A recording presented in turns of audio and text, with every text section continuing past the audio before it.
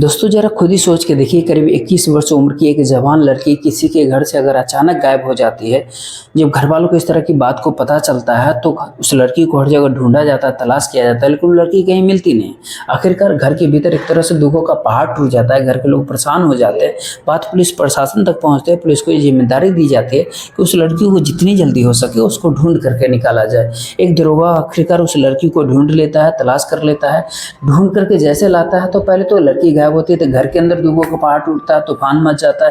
लेकिन जैसे दरोगा उस लड़की को लेकर के आता है तो फिर दरोगा के घर में, न केवल दरोगा के घर में बल्कि ये कह कि पुलिस महकमे में भी एक तरह से तूफान आ जाता है। और शुरुआत में उस दरोगा को लाइन हाजिर कर दिया जाता है, बाद में उस दरोगा को सस्पेंड कर दिया जाता है। यदि पुलिस प्रशासन पूरी ईमानदारी से इस घटना की जांच पड़ताल करे तो हो सकता है कि उस दरोगा को जेल तक जाना पड़ेगा।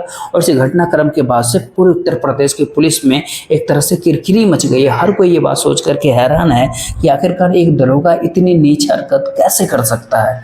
नमस्कार, मेरा नाम जितेंद्र कुमार, आप देख रहे हैं स्टडी सफर तक। वीडियो को लाइक, चैनल को सब्सक्राइब जरूर कीजिएगा। दोस्तों आज की जो सच्ची घटना है, दरअसल ये घटना होता है उत्तर प्रदेश के जिला कानपुर का। एक थाना पड़ता है रेल बाजार, और इसी रेल बाजार थाने के एक इलाका पड़ता है फैजपुरगंज। दरअसल एक विधवा महिला, उसकी 3 बेटे होते हैं, 2 बेटियां होती है। एक बेटी जो सबसे छोटी होती है, जिसकी उम्र करीब करीब 21 वर्ष के आसपास बताई जाती है, 22 सितंबर 2024 को अचानक से घर से गायब हो जाती है। उस महिला ने अपनी बेटी को तलाश किया, ढूंढा, उसके बारे में आसपास के लोगों से पूछताछ की, रिश्तेदारों से पूछताछ की, लेकिन 21 वर्ष की जवान लड़की जब एक घर से अचानक से गायब होती है तो उसके बारे में कोई खबर मिल नहीं रहती। माँ का रो रो करके बुरा हाल होता है, भाई भी अलग अलग ढूंढता है, बहन भी ढूंढती है। ऐसी कोई भी जगह नहीं होती, कोई रिश्तेदार नहीं होता है जहाँ उसको ढूंढा नहीं गया, तलाशने का जब सफलता नहीं मिल पाता तो घर वाले बेइंतहा परेशान हो जाते हैं। आखिरकार माँ संबंधित थाने यानी रेल बाजार पहुंचती है, और रेल बाजार जाने के बाद अपनी बेटी की गुमशुदगी के बारे में बताती है कि मेरी बेटी 21 वर्ष की उम्र की जवान बेटी घर से अचानक गायब हो गई है। पुलिस वाले तो शुरुआत में इस मामले को गंभीरता से नहीं लिया, लेकिन माँ बार बार थाने पहुंच रही थी, बार बार पुलिस से रिक्वेस्ट कर रही थी, अनुरोध कर रही थी कि उसकी बेटी को जल्द से जल्द ढूंढ लिया जाए, तलाश कर लिया जाए। आखिरकार कहाँ होगी, किस हाल में होगी, कैसे होगी, परेशान होगी, आप खोज दीजिए। तब पुलिस की आंखें खुलती है, नींद खुलती है, और मुकदमा को दर्ज कर लिया जाता है गुमशुदगी का। और इस मामले की जो जांच पड़ताल की जाती है, वो जांच के लिए जो अधिकारी को चुना जाता है, वो फैजपुरगंज के चौकी इंचार्ज होते हैं गजेंद्र सिंह। गजेंद्र सिंह को वो जांच दे दी जाती है। गजेंद्र सिंह से बताया जाता है कि इस लड़की को जितनी जल्दी हो सके आप इस लड़की को उतनी जल्दी खोजिए, ढूंढिए, और इसको तलाश करके परिवार वालों को सुपुर्द कर दीजिए। आखिरकार परिवार वाले बहुत ज़्यादा परेशान जो रहते हैं। आखिरकार गजेंद्र सिंह इस लड़की के पास जो मोबाइल नंबर थी या जिससे ये लड़की संपर्क में थे, उन तमाम लोगों का नंबर को सर्विलांस पे डालते हैं। सर्विलांस पे डालने के बाद पुलिस सक्रिय हो जाती है, एक्टिव हो जाती है कि आखिरकार इसकी कहीं कोई लोकेशन मिल जाए, कहीं कोई इससे कोई तार जुड़ जाए जिससे उस लड़की तक पहुंचा जा सके। आखिरकार एक दिन इस बात की सफलता मिल जाती है। पता चलता है कि महाराष्ट्र प्रदेश की राजधानी मुंबई के एक इलाका पड़ता है। मुंबई के उस इलाके के भीतर इस लड़की के लोकेशन मांडवी इलाके के भीतर दिखाई पड़ती है।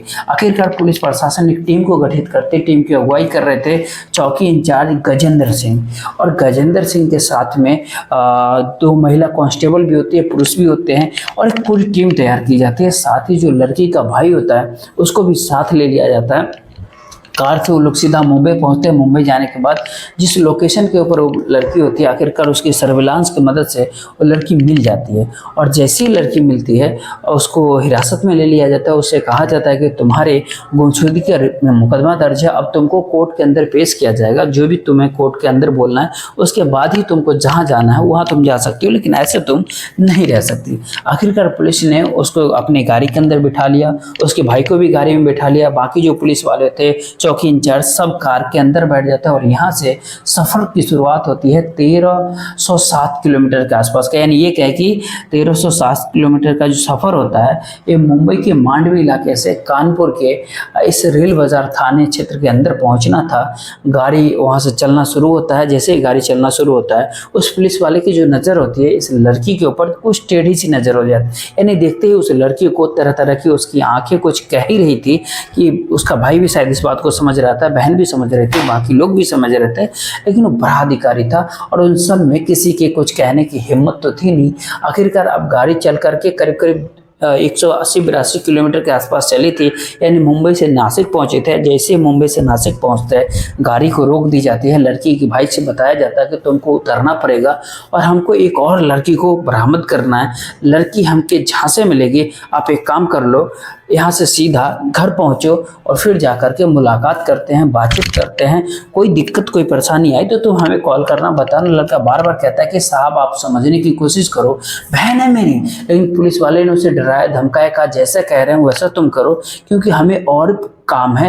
वो लड़का कुछ कर नहीं पाता, कुछ कह नहीं पाता और एक रेल के टिकट खरीदा। टिकट खरीदने के बाद वो सीधा कानपुर की तरफ और रेलवे से निकलना शुरू कर देता है। अब लड़की, साथी दरोगा, साथी उसके साथ जो पुलिस की टीम के सदस्य होते हैं, वो सब कुछ बैठे हुए थे काफ़ी इत्मीनान से। तभी उस दरोगा के मन में एक गंदे से ख्याल आना जब शुरू होता है।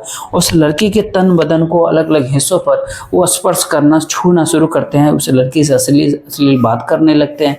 लड़की जब विरोध करती है तो उसे बुरी तरीके से डराया धमकाया जाता है। उसने जो इतना दिन तक गायब रही थी उसके बारे में क्या कुछ नहीं कहा गया। और लड़की पूरी तरह शांत हो जाती है। तभी आगे जो एक महिला सिपाही बैठी होती है, उसने कहा कि सर आप ऐसी ऐसी बातें इस लड़की से क्यों कर रहे हैं? आपको इस तरह की बातें करना शोभा नहीं देता। आप और हम लोग को एक तरह से जिम्मेदारी सौंपी गई, हम अपनी ड्यूटी निभाने के लिए आए हैं। अब इस लड़की के बारे में इतनी भद्दी इतनी गंदी गंदी बातें क्यों करते हैं? जैसे महिला सिपाही ने उस थानाध्यक्ष को उससे इस बात की, दूसरी सिपाही के अंदर भी हिम्मत आता, वो भी दरोगा से लड़ बैठता। वो भी कहता है साहब इस तरह की घटना करना आपका अच्छा नहीं लगता, आप ऐसा मत करो। दरोगा ने महिला सिपाही को भी डांटा और जो दूसरा कांस्टेबल होता है उसको भी डांटा फटकारा और फिर से वो अपनी उसी तरह के तुच्छ हरकतों में भिड़ जाता है। सफर की शुरुआत होती है 180-82 किलोमीटर का साफ सुथरा सफ़र जो था वो ख़त्म हो गया था। पुलिस वाला चाहता था कि ऐसा कुछ हो जाए, लेकिन 1125 किलोमीटर का जो पूरा सफ़र होता है नासिक से लेकर के कानपुर तक, उस लड़की की ज़िंदगी का सबसे दुर्भर, सबसे बुरा सफ़र था। क्योंकि उसको बार बार उसको टॉर्चर किया गया, उसको छेड़ा गया, बार बार उसके शरीर के अलग अलग हिस्सों को छूने की, टच करने की कोशिश की गई। उस लड़की के साथ वो सब कुछ करने की कोशिश की गई जो एक सभ्य नागरिक, एक सभ्य व्यक्ति कभी सोच नहीं सकता। ये सब कुछ हो जाता है लड़की के साथ। लेकिन उसके बाद 10 अक्टूबर 2024 को कानपुर जब पुलिस की कार पहुंच जाती है, जब पुलिस की कार यहाँ तक आ जाती है तो लड़की को मजिस्ट्रेट के सामने पेश किया जाता है। मजिस्ट्रेट के सामने जो लड़की पेश होती है तो लड़की बताती है कि सर जहाँ वो रहती थी उसी मोहल्ले में एक लड़का रहता है, उस लड़के से उसे प्यार हो गया था। उस लड़के से वो प्यार करती है और प्यार की वजह से वो अपना घर बार छोड़ करके वो चली गई थी, अपनी मर्जी से गई है। 21 वर्ष की उसकी उम्र होती है और उन्होंने कोर्ट मैरिज भी कर लिए। मैं उस लड़की के साथ ही रहना चाहती हूँ, ऐसी लड़की बताती है। अपने माँ और भाई के साथ वो रहना नहीं चाहती। मजिस्ट्रेट के सामने इस तरह के बयान जब वो 21 वर्ष की लड़की देती, क्योंकि लड़की बालिग थी, जवान थी, कानून भी इसी तरह की बात कहते कि 18 साल या 21 साल के बाद वो फैसला ले सकते हैं, कभी कहीं भी जा सकते हैं, किसी के साथ रह सकते हैं। जज जैसा कहा उसके बाद वो लड़की अपने भाई से रास्ते के, यानी एक है कि 182 किलोमीटर के बाद जो 1125 किलोमीटर के बीच जो सफ़र के अंदर जो दरोगा जो उसके साथ अश्लीलता की थी, बदतमीजी की थी, उसको शरीर को छुआ था, जो बैड टच जो किया था, सब कुछ के बारे में बताया। भाई को बहुत ज़्यादा गुस्सा आता है, पुलिस के अधिकारियों के पास जाता है, लेकिन पुलिस वाले उसको झिझक देते हैं, जाने के लिए कह देते हैं। वो लड़का वहाँ से शांत हो जाता है। पुलिस के बाद उसके बाद फिर से लड़का प्रयास करता है, उच्च अधिकारियों तक बात को पहुँचाया जाता है। मामला जब उच्च अधिकारी तक पहुँचता है तो चारों तरफ कानाफूसी शुरू हो जाता है। जो साथ गए थे उन सब से पूछा जाता है क्या इसके अंदर कुछ सच्चाई है, जिस तरह के आरोप इस पे लगाया जा रहा है, क्या ये सही है या गलत है। लेकिन उन्होंने पूरी जो ईमानदारी से वो जो सच था उसको कबूल कर लिया। मामला कहीं ज़्यादा हाईलाइट न हो जाए इसलिए उस दरोगा को चुपचाप 15 अक्टूबर 2024 को लाइन हाजिर कर दिया जाता है ताकि ये मामला शांत रहे। लेकिन धीरे धीरे करके कहते हैं कि दीवारों के भी कहीं ना कहीं कान होते हैं। बात इतनी चली कि बात सोशल मीडिया के ऊपर हाईलाइट हो गया, बात इतना चला कि अखबारों में छप गया, बात इतनी चली कि बड़े बड़े मेन स्ट्रीम टीवी चैनलों के ऊपर व पोर्टल पर इस तरह की खबरें चलने लगी कि एक दरोगा ने, उत्तर प्रदेश के एक दरोगा ने किस तरीके से एक लड़की के साथ अश्लील हरकतें की, उसको बैक टच किया, उससे भद्दी बातें की।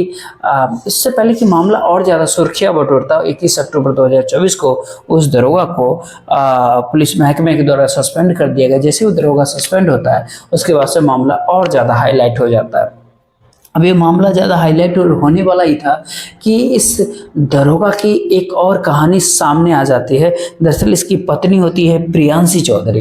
प्रियांशी चौधरी बड़े अधिकारियों के सामने पेश होती है और जाकर के बताती है कि साहब मैं भी एक अपनी कहानी को बताना चाहती हूँ। दरअसल ये दरोगा जिसका नाम गजेंद्र सिंह होता है, उसकी शादी प्रियांशी चौधरी से होती है 22 अप्रैल 2023 को। शादी के 1 महीने बाद वो अपने पति के साथ कानपुर के अंदर रहने लगती है और जो पति के जो असली रंग था वो रंग तब दिखना शुरू होता है कि किस तरीके से उसकी गंदी सोच थी, किस तरह के उसके गंदे कारनामे थे। वो अलग अलग लड़कियों से बातचीत करता था, कभी किसी न किसी बहाने से उससे बातचीत करता था। जब प्रियांशी चौधरी इस तरह की रोकथाम करने की उस पर कोशिश करता था, या तो उसको चाकू से डराया जाता था, उसके कनपट्टी में पिस्टल डाल दिया जाता था कि ज़्यादा तुम इधर उधर करने की कोशिश मत करो। हद तो तब पार होती है जब प्रियांशी की ही नंबर अलग अलग लोगों को डिस्ट्रीब्यूट कर दिया जाता है। वो बताती है कि कई महिलाओं के साथ में इस व्यक्ति गजेंद्र सिंह की अवैध संबंध है। यही नहीं, इस व्यक्ति यानी दरोगा की एक महिला दरोगा के साथ भी अवैध संबंध है। अगर इन मामलों की पुख्ता तरीके से, अच्छे तरीके से जांच पड़ताल की जाए